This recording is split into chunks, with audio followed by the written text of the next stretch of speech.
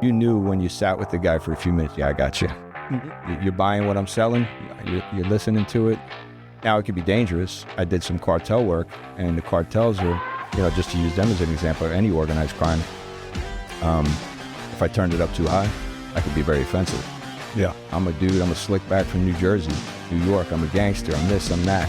Welcome back, viewers, watchers, listeners. I'm your host, Tyler Owen. Got a guest co-host in the house today, Mike Gomez, one of our field services supervisors. Appreciate you being on, man. Oh, thank you. Been busy. A little bit burning up the road. Yeah. San Antonio, Austin, then up to, you went Houston last week. Alpine, El Paso. Yeah, it's been a while, which typically our field services, as you guys are well aware, we cover the entire state of Texas, which happens to be the biggest and best state across the country, and just going to support you guys. Discount Tire really loves me. Yeah, that and oil change places, I'm pretty sure. So yeah, but anyway, anything going on in your zones? No, we've got some stuff, small things coming up that they're not technically secure yet, but I will announce the motorcycle rodeo in Round Rock. Yeah, big time. Tentative dates right now are March 4th through the 8th. Yeah, it was a great success last year. It was to make it even double this year. It was, and what's cool is that the Round Rock Police Department, they're stepping to success. For those that don't know, the motorcycle rodeo benefits Tmpa charities and the Step into Success, which the officers get to go out and purchase some shoes for the needy little children there in the community, and it's a good deal, man. And I've really enjoyed going up there, and me being a prior motor cop, it's a really enjoyable event, and it's at a beautiful spot too, by the way. Yeah. We got some really exciting vendors coming this year. Yeah. I'm going to save that announcement for later on, but we got some good vendors coming out. It's going to be great. For those that have been asking about the Texas Peace Officer Memorial, again, the date is set for April 26th on a Sunday. It's a great event to show up and show your support for those who have given the ultimate sacrifice for not only their communities, but also this great state of Texas. And so I encourage you, if you've never been, go ahead and show up. We are going to be on hand along with all the concerns of police survivors. Shout out to them for putting on an amazing Peace Officer Memorial. It's right there at the Capitol grounds. Beautiful event, and it's always good to see. It kind of turns into like a family reunion, but that's going to be April 26th. And for those that have been asking, save the date. Tmpa 2026 conference is going to be July 24th through the 26th there in Dallas, Texas at the Hyatt Regency. And speaking of the conference, one of our special guests today, who I have grown to love and respect, I met him at the San Antonio conference a couple years ago, had a great time, and he's got a pretty mediocre story. I mean, he's kind of not really a big deal, but when you start talking to him, you kind of figure out maybe he is. So Mike wanted to get him on and dive off into his book. I heard some chitter chatter from Mike that he had a couple of questions about what's going on in the book, and so you've also got some a pretty fascinating story. So we appreciate you coming on Blue Grit, and you've also got some stuff going on here in Texas with some mental health aspect and some rehab places, so we're going to discuss those too. But Mike, intro our guest. Giovanni. Yes. Welcome, brother. Thanks for having Welcome. me. Yeah, thanks for talking about it for a long time. I think for a few years, and I've been ducking you like I owed you money. Yeah, for sure. Yeah, for real. So it's a pleasure to be here. Yeah. So for those that don't know, why don't you talk about where kind of you start off your career at, and then kind of where we are today. Yeah. So I am a 27-year law enforcement officer, third generation cop. I say cop because I was a cop. Yeah. I started out my career as a cop. Everybody thinks I'm a federal agent, but I was not a federal agent. Oh, you're a real cop. Yeah, a real cop. and not to offend anybody, but it's a big difference. We'll even say that. Even my agent friends say that. So yeah, I started out in New Jersey. I was a police officer in New Jersey. I was a B cop. I got hired. I should have never been a B cop. I should have been dead or in jail by 25, I think I was told. I was a cop's kid. I was a grandkid of a cop, family, brothers, uncles, all law enforcement. But I was the black sheep of my family. I always had that flame burning to be a cop. I write about it in my book. And I had a great career. I worked patrol. I worked my way into narcotics early on. I was a great narcotics cop. Ticked my father off because he wanted to see me be a suit. We call them suits, right? In the New York, New Jersey area, when you become a detective, you're either a gold shield or you're a suit. So he convinced me to be a suit. I said, nope, I want to do narcotics. That's my thing, right? Because I came from the street. Yeah. So all my friends were rolling in the street, doing some really bad things when I was growing up. I was in trouble as a young kid. I lost a lot of my friends, some of my family to addiction. So it started hitting me early on. So that was my passion. And I understood the street. I had no official training. Early in my career, I was afforded the opportunity. You talk about motorcycles. I can't come to the rodeo because I drive rat bikes. Whatever. If anybody doesn't know, Harley Davidson, was, 70 choppers. So again, I came to work one night on my chopper, and actually it was my uncle's bike, and I borrowed it. And when I came, my chief found me, and it was totally street illegal. And that just opened the door to my undercover world. Yeah. So a couple of weeks after that, I did some low-hanging fruit, as they say. A little buys, infiltrated a biker organization early on in the early 90s. And that was it. Once the DEA got a hold of me, I started working operations for the DEA. I do think it's important to kind of hit on this and for those that grow up in challenging environments and that run with, let's just call it what is the black sheep of their community. It makes you a better cop, because if you're not friends with the enemies growing up and you understand the dynamics of what world they live in, it makes you such a better cop. Not necessarily the ones that go to narcotics that end up being successful, but even the street cops understand the complexities and challenges of kind of what they deal with on a daily basis. And I think you clearly understood that, and it made you a better police officer later on in life. It's a great point you make, Tyler, but I didn't understand it early. I understood it later in my career. Yeah. I just wore all of my trauma as a badge, like I was taught to do. Again, Vietnam era was my father. Korean War veteran was my grandfather. Like, I was taught, you take all your trauma, you push it down. And I was taught you use all that, and I didn't have any formal training. It wasn't until later, and even my unit that I when I retired with the FBI task force, even the FBI agent acknowledged, the FBI themselves acknowledged, some of the best working guys they have in their undercover units, guys and girls both, are the people that come from the street, are the people come from those black sheep families, or those hard knock history as a kid. Right. That street mentality is what you can't teach that. You can't teach that. It's the stink. We call it, in my world, we call it the stink. When you have the stink, when I walk in a room, I want you to either know I'm a biker, I'm a bad guy, I'm a gangster, I'm whatever, I'm a white supremacist, whatever I was infiltrating, and I've infiltrated it all. I've had a great career. You could turn it up and turn it on. Mm-hmm. But when you do harness it and you understand the powerful tool that you have, and you're given the right tool in training, man, it's a game. And you had no jail experience, right? We talk about that a lot here on the podcast. Yeah. I'm talking about like working in corrections. Here in Texas, a lot of our, I call them the best training you can receive before you get into law enforcement is working inside the jails, for those that, just don't jump off and have the success stories like you got where they just become a cop. But did you work in the jail at all? I didn't work in the jail. Where I come from, we collars for dollars. We arrested you.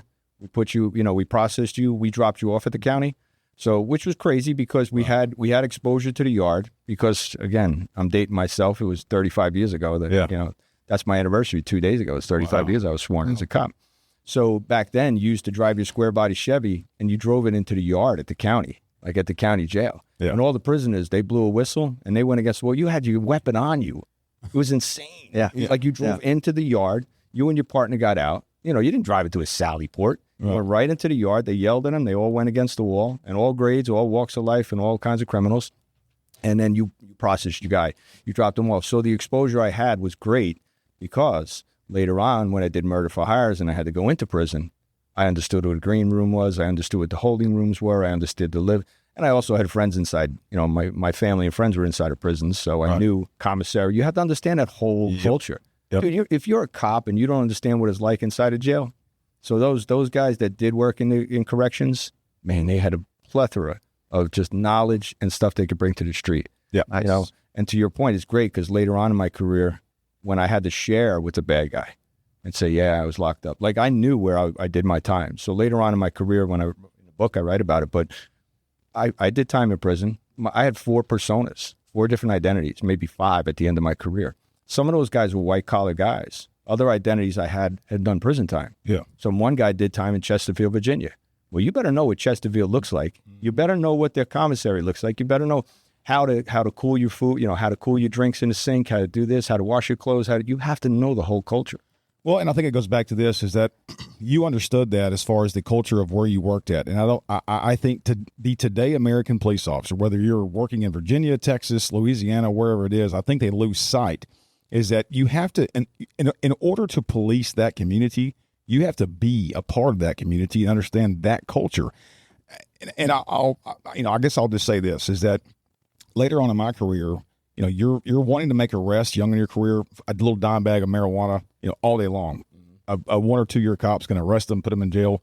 Why don't you go ahead and flip that and then use that for later on for like investigations or whatever you want to do, homicide investigate. A little dime bag of weed can get you in so many spots that you'd be shocked, right? So It's the culture. And I think by you understanding that early on in your career is what made you successful. We're going to hear some stories about those today. Great.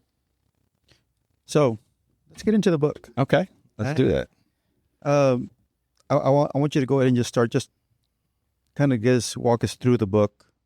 As far as we talked about how you kind of got started into it.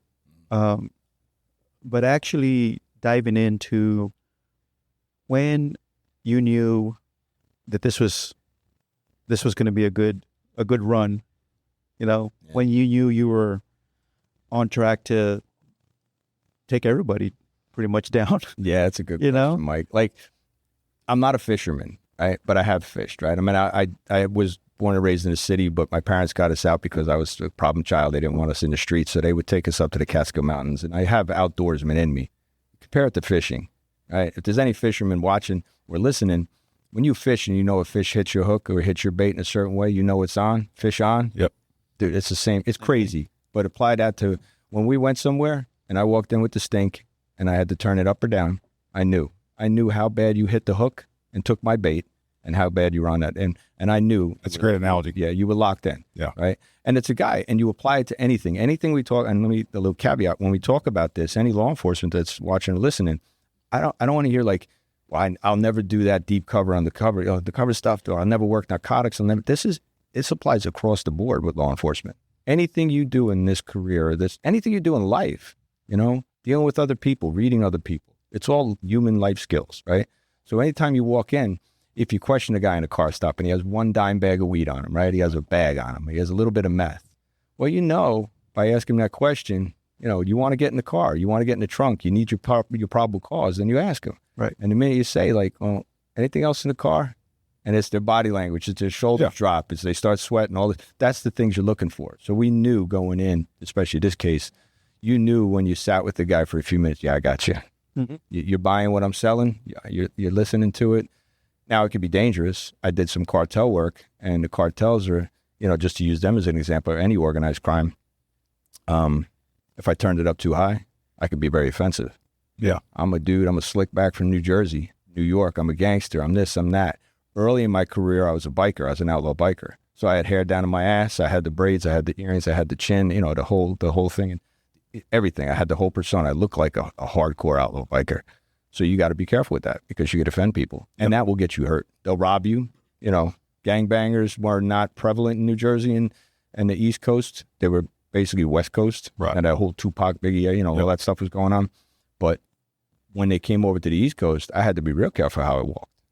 No more dime dealers in the street. My guys are like, well, this is a long-haired dude. I'll just rob this dude. He's got cash on him. Well, but I think it's important to point this out is that, and for those listening out there that's 22, 25, 26 years old, starting their career in law enforcement, I think that we oftentimes think, okay, UC work. UC work's maybe not what I want to do, but UC work at your time frame was new.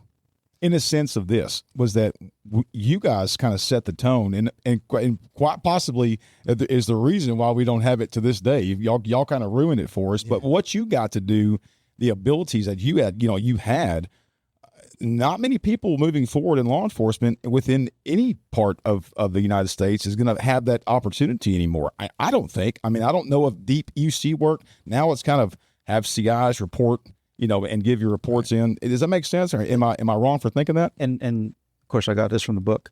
And the reason for that, Tyler, is because from what I figured out or what I could see or understand more so is someone's that deep and undercover. Yeah. Not only their life, but their family life changes forever. Yep. Forever. Yeah. And that is a human resource, dilemma all day long. What do we do with them now? Right. What do we do with them now? And Gio went through all that, but one of the things I want people to know is how you handled when you felt that somebody was on to you, how you reacted back to that person, especially when they were trying to call you out or they were fishing themselves. Suspected I was a cop or a rat? Yeah. I'd rather be suspected I was a cop than be a rat. Because they kill a rat before they kill a cop, right? So you had to be real careful. And I did. I write about it in a book that I got called out a few times because they suspected that I was being followed and brought heat to them. Not that necessarily that I was a cop, but just that I was a rat. That's the worst thing to ever be. So it's an individual thing, right? We're trained. Much later in my career, I had training from the FBI, and then I had the human intel, right? All the human intelligence and the body language and the psychological components that were given to me. After I had those tools in my toolbox, that's a game changer, right? Early on, guys would say to me, are you a rat? Are you a cop?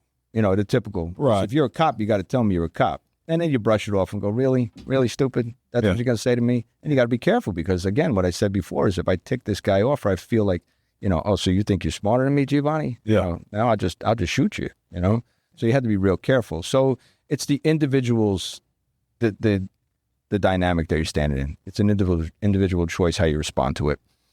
I would never be aggressive as an undercover, whether I was buying off a corner, like a corner boy, or if I was doing deep cover work. Deep cover work isn't really done much anymore because, like you said, social media, technology, all these things, facial recognition, bios, that's hard to do, but it can still be done. You know, old school undercover work can still be done, but how you react to it, it's all human interaction. It's the emotions, the tone of somebody's voice. I tell people all the time, you have to have not two cogs, you know, wheels going. You have to have multiple wheels spinning in your head. You're having a thought up front, or what's Tyler going to ask me next? Where is this conversation going? How do I keep this conversation moving forward? But wait a minute, if Tyler takes a turn on me or Mike asks me a question, that's the other side of your brain that's working. Right. It is exhausting. Absolutely exhausting. This isn't just roll up on a bicycle, put a hat on backwards, grow a goatee, and then go buy some dope. That could be sometimes the most dangerous work you do too. But you really have to be invested in it. Like anything you do related to this, anything you do in life, you want to be the best you can be, right? But law enforcement, there's so many chances of us losing our life in a split second, as we know, or as we all unfortunately see all the time nowadays. But again, it's this time of the cultural divide that we have, cultural divide I had going through, all these things I'm looking at. So when a dude comes to me, if he's got 5 guys behind him, Mike, and he goes, you're a rat? I'm not a rat, you know. And again, some of my friends have been stripped naked in a basement, you know. I recently talked to a good buddy of mine, Scotty Payne, Big Country, and he got by an outlaw motorcycle group. He got brought downstairs, you know, and he was stripped down and they searched him for wires and everything. So at what point does law enforcement look at that like, okay, we need to move in or pull them out? Oh, yeah. It's it's kind of a risk. Yeah, it's a risk. You're talking, when I first started, about half the size of this book was my device. Nowadays, you could put a microphone on an ant's ass, you know, like technology is so much different now. So you had to be careful. Back in the day, lots of times, though, there was no one listening to what was going on. Right. Yeah, they were. So, no, they should have been, right? So I'll give you an instance. For instance, my early days, I wore the Kel, right? Like the recording devices. They were, not everybody knows what a VHS tape is, but, you know, half the size of this book. Now, where are you putting that? You're either going to put it in the front of your pants, the back of your pants, or you're going to put it down in one of your boots or something. You had 2 wires. One was a white. Of course, they're going to make it a white wire. Why make it like another color? White, bright wire. So one went up and it was a transmitter. That transmitter went to you guys, my backup team that was sitting down the street, and you had to have direct line, right, of this building in order to pick me up while I'm having this live conversation with you. The other one was a microphone coming out of this side, and the microphones are a little bit thinner than these. Yeah. So you had one coming up this side, and that was my microphone that was recording the conversation. And again, I'm dating myself, but you guys had a big suitcase. It was called reel-to-reel. It was either cassette tapes or the reel-to-reel recorders. And it's only held on by Scotch tape or maybe some hospital tape. Right. Halfway through, one wire, I was doing a gun deal and a dope deal. The wire fell out, and I just happened to see, what is that by my leg? And it was my wire hanging out of my shirt, and it was the white wire just dangling. So, yeah, technology has changed over the years. It's amazing what they could put stuff in now. But all these things, you had direct line, but where I come from, it's the concrete jungle. So your direct line of sight, chances are, as soon as I came into this building, you lost me. And it's not like you can blow a whistle and call timeout. You can't call me on my cell phone. I had pagers back then. Right. You know, we had calling cards that hit a payphone. We didn't have all this technology we had then. So you guys would sit out there and be like, oh, and I would work with some hardcore guys, cops. And they're salty old guys from Vietnam. And like, oh, well, you know, I'm going to get a coffee. He'll be fine. He'll be all right. If he needs something, and I used to say, Mike, all right, if I need you, just stay by the window, keep an eye on the front window. You know, I'll try to make my way and I'll pick something heavy up, throw it through the window if I can't. You know, you had to have all these backup plans. Like you still do operationally, but times have changed, but they haven't, right? Technology changes. I get a lot from the young generation today. Like, well, policing is different. We now have to wear body cameras and this and that. Listen, you create the environment. Yeah. You paint the picture. You're the artist on a car stop. You set the tone, just like you're walking into whether it's the domestic violence, a car stop, or, an emotionally charged call that you're on. You set the tone. If you're not regulated and you're not calm, everything's being recorded.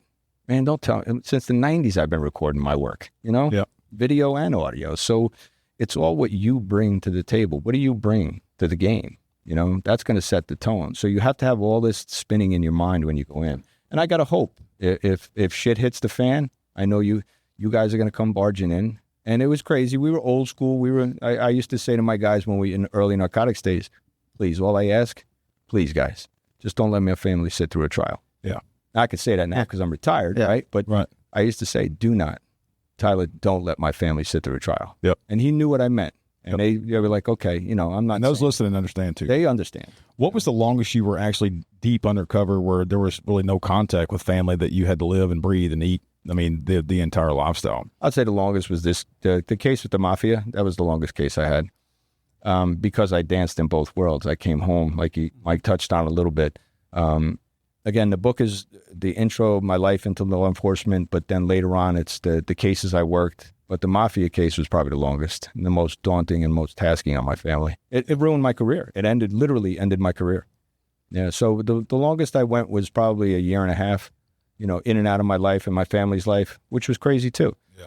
Very much like law enforcement. Yep. When again, you listen to my story about the undercover world, don't just say, well, I'll never work deep under. And I'll never go that deep, and I'll never be a narcotics guy. I'll never be this. Apply it to your life. Like I tell first responders today, when you're afforded the ability to work an extra job, and I got to be away for doubles, that's my life. I was away for 2 nights, 3 nights, and I kind of sneak home. You're doing the same thing.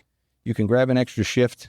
Maybe you work in construction. Maybe you have a business on the side. Yep. You're cooking or something on the side. And, well, babe, I'm just trying to make money, Well, hon, I'm just trying to pay the bills. I'm trying to pay for our trip to Disney World coming up next summer, Yep. So you're leaving your family behind, like I left my family behind. I did it for the good of the job. We're all doing it for the good of the job. You were fortunate in the sense of that you had someone at home there towards, I think when you were on this last case, that understood the work. Because my wife was law enforcement? Yes. I get that a lot, yeah. And people go, well, it's great that you were married to a Leo, right? Law enforcement. She was a detective. She was a detective in New Jersey. And no, she worked undercover. When we met, she worked undercover. I worked undercover. I was investigating, infiltrating a cartel when we first met. I was DEA when we met. And no, that's the worst. Because she knew the job. She knew my lies. Yep. She knew what I could say. She's like, listen. And again, I write about it in a book. That's how this Charlie Horse case started when I infiltrated the Mafia. I was home on a Sunday. Perfect example and great caveat. I'm home on a Sunday working in my garage, jerking around. My buddy Nick calls me. He says, G, what are you doing? Nothing. Well, Sunday, I got a couple of guys, low-hanging fruit coming down. I'm going to buy a half a key or a kilo of Coke. Want to come down to Atlantic City and have dinner? Now, when my Uncle Sam pays for dinner, I eat good. Mm-hmm. Yeah. My Uncle Sam's the government. So I said, well, yeah, let me see what's up. I run inside. I say to my wife, hey, Nick needs me. I got to shoot down the AC. Is it okay if I go have dinner? And this is about 5, maybe 3 o'clock in the afternoon. She goes, what do you mean he needs you? Because she knows he doesn't need me because she's a Leo, right? And she goes, he doesn't need you. So I go, well, come on, just let me go down. He needs me because he's got some guys from Elizabeth, New Jersey, which is my old neighborhood in that area. I said, so I don't want him to do it alone. Let me go. She goes, listen, I'm on call. She was working sex crimes at the time. She goes, I'm on call at midnight tonight. If you're not home, don't give me this BS that the targets ran late, this happened, that happened, because she knew. She was buying dope too. Yeah. So she said, if you're not home, don't come home. I'll kill you, So, of course, by 10 o'clock, the bad guys don't show up. Cops wait. Bad guys don't. I'm sitting there. I'm stressing. I am literally stressing. That's how I infiltrated the Mafia. It was all by my wife telling me and threatening me not to be home, do not be late. Yeah. And by the time these bad guys walked in, I'm in there watching the Yankees, and the Yankees are losing. I'm a Yankee fan. And I go, I can't. You're fixing to lose, too. Yeah, I'm going to lose. I ain't going to have nowhere to go home to. So by the time the bad guys walked in, but again, I played on it. I was still in role. I was still doing my job, but I used it. I used my emotions. And by the time the bad guys walked in, I was like, I was the angry elf. Like, they walked in. They're like, hey, sorry, we're late. This is Giovanni. Yeah, get out of here. I want nothing to do with you now. I wouldn't even look at them. I wouldn't even make eye contact. And by me doing that, my buddy Nick knew what I was doing. He knew I wasn't unplugged, but he knew I was playing a part. They thought I was a gangster's gangster. They went back to the mob up in North Jersey and told them, we went down to Philly last night in Atlantic City. We had dinner with the Philly Mafia guys and this and that. They painted a picture for these guys. That's how it started. Wow. Just on a coke deal. Yeah. And all because my wife told me. So when you say my wife understood, no. My wife warned me when she found out I was infiltrating the Mafia. All the stuff we did, I was DEA task force. I infiltrated a lot of things. But when I became FBI task force and we started doing that, she said, please stop doing this. She begged me. She said, please stop doing this because this is not going to end well for us. She knew, she knew my drive. She knew my addiction to adrenaline, which is like any other addiction. Adrenaline and the job could be an addiction as well. So I didn't want to hear it. Well, and I kind of want to hit on that. I was on the task force too at the Marshal Service, and it was a great time, right? Some of the best moments of my law enforcement career was on that unit because of the brotherhood and some of the cases that we worked. But back to adrenaline, I chased the adrenaline over my family and the aspect of being a part of a special unit, right? And I think I struggled with that, and people don't really realize the struggle with adrenaline and the struggle to deal with adrenaline is just as bad as anybody dealing with a narcotic problem, an alcoholism issue, mental health. And it took me a while until I got out of it. Thankfully, went to work for Tmpa full time to understand that dynamic. How long after your law enforcement career did you realize the impact that it had on you and your family? And how did you deal with that? Yeah, great topic. So my adrenaline, I didn't know it was such a bad addiction. Just like drinking, just like using pills or over the counter or something, I didn't know it was out of control the way it was. I did not know it until I retired, until I had to unplug and I had the DTs. I had like withdrawal. This was in control of you. It was absolutely in control of me. When they unplugged me, in this case, the Charlie horse came to an end with the Mafia. Again, it ended horribly, much like when somebody hits their bottom. Yeah. When you're drinking or, your marriage is at the end of its... My marriage was at the end of its rope at the end of this case. It was I swear to God, it was like adrenaline was the substance. And it was horrible for me. I didn't realize how out of control I was. They unplugged me. Now I'm sitting home. Now I'm just, what do? I'm like a caged rat. Yeah. I am like a caged animal sitting there. I can't sit here all day. What am I going to do? And she's literally going, what are you doing? Like, your kids are here. Play with your kids. Yeah. What are you doing? It started hitting me maybe 9 months after. In a few months after. And it was so bad that things bubbled over and some events happened in my house. And I think I wrote about it in a book. She punched me. My wife couldn't take it anymore. She was a law enforcement officer. She came over to me and came across the room and punched me right in the face. And that was my eye opener. Because not that second, she came over and said, what's the matter? If you miss your gangster friends, if you miss your girlfriends out in Vegas, go back to Vegas and live with them. Get out of my house. I don't want you here. And it's hard to tell the story because it's so emotional, but she came over, cracked me, but that was my awakening moment. Yep. And you know how I responded to it? Man, it was so good. That was my adrenaline. She hit me right here as hard as she could, almost broke her hand. And she's Sicilian and Napolitan, so she's Italian, so she hit me hard.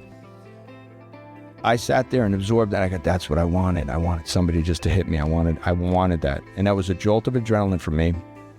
And then, horrifically, she laid on the floor, called her mother because her father was a law enforcement officer who perished on 9/11. And her mom had gone through a lot of emotional stuff, so she called her mom to try to talk to her about it. As she's in fetal position, crying on the floor, I stepped over my own wife, right? Went upstairs, went in my bedroom, and napped like I just ran a marathon, like I earned this nap. Mm-hmm. And I went upstairs, and the next morning I woke up, and it hit me like a ton of bricks and realized how bad I was. On the next episode of Blue Grit Podcast. And then I reached out to some friends in our program. We had what's called a safeguard program. Every 9 months I had to go for a mental health check. And they did that for us, but it was mostly because we were a tool in the toolbox for the federal government. So they did it. But it's the greatest tool we had because when I had psychological services, I could talk to people.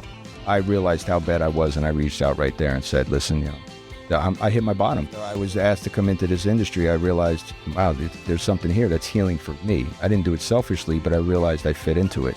And there was a need for first responder programming. Yeah. So I had gotten in, and I got into a group of investors that asked me to do something. And that kind of was the trajectory for the last 6 years of my service in that field.